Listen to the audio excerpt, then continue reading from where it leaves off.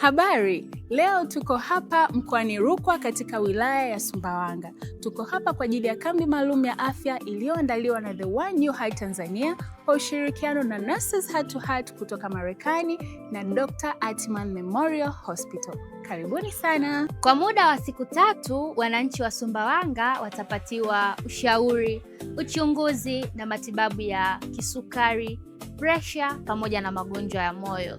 Aidha, wamama wajawazito watapatiwa elimu na ushauri juu ya kisukari kwa wajawazito, kifafa cha mimba pamoja na tatizo la kutokwa na damu wakati wa ujauzito na wakati wa kujifungua.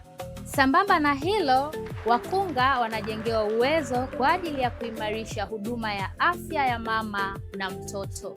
Tumeamua kuleta kambi hii wilaya ya Sumbawanga ikiwa ni miongoni mwa wilaya ambazo zina wananchi wenye uhitaji mkubwa wa huduma za uchunguzi na matibabu ya magonjwa ya moyo na magonjwa yasiyoambukiza kwa ujumla.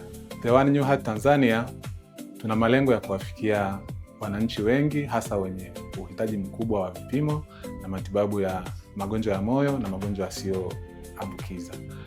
Lengo letu kubwa ni kuhakikisha kwamba kila mwananchi anapata huduma bora za uchunguzi wa mapema ili aweze kuchukua hatua mapema.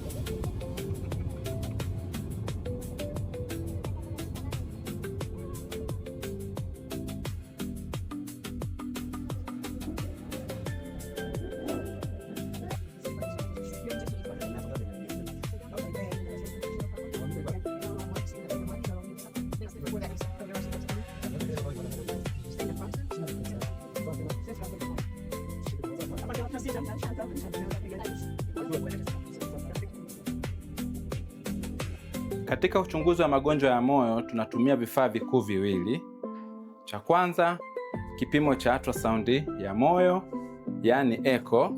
Cha pili, kipimo cha mfumo wa umeme wa moyo, yani ECG. Kwa kawaida, kipimo cha mfumo wa umeme wa moyo kinaweza kuchukua dakika 5 mpaka dakika 10, na kipimo cha ultrasound ya moyo kinaweza kuchukua dakika 30 mpaka dakika 45. Magonjwa mengi tunayokumbana nayo katika kambi hii ni shinikizo la juu la damu, magonjwa ya moyo, magonjwa ya mapafu pamoja na magonjwa ya figo. Ushauri wangu kwa wananchi ni kubadili mtindo wa maisha kwa kula mlo kamili kama inavyoshauriwa na wataalamu wa lishe, kufanya mazoezi angalau dakika 150 kwa siku, pia kupunguza matumizi ya pombe pamoja na tumbaku.